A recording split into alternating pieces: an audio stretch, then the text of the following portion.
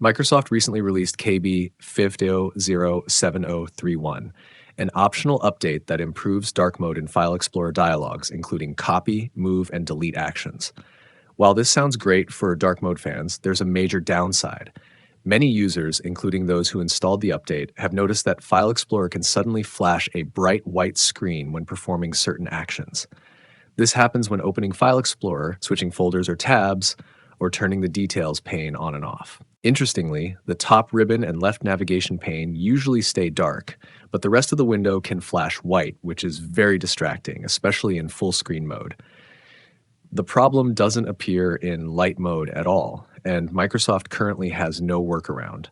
However, they are aware of the issue and classify it as a known problem, so a fix is expected, likely with the next Patch Tuesday on December 9th or early 2026.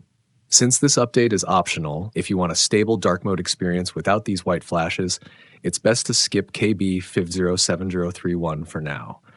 On the other hand, if you don't mind occasional flashes, installing the update will give you dark mode in File Explorer dialogues like copy, move, and delete. To summarize, KB 507031 brings the long-awaited dark mode improvements, but it also introduces annoying white flashes in File Explorer. If you've installed it, let us know in the comments whether you've seen these flashes. Don't forget to like and subscribe for more Windows 11 tips. I hope you found the video helpful. As always, thanks for watching, and I'll see you in the next video.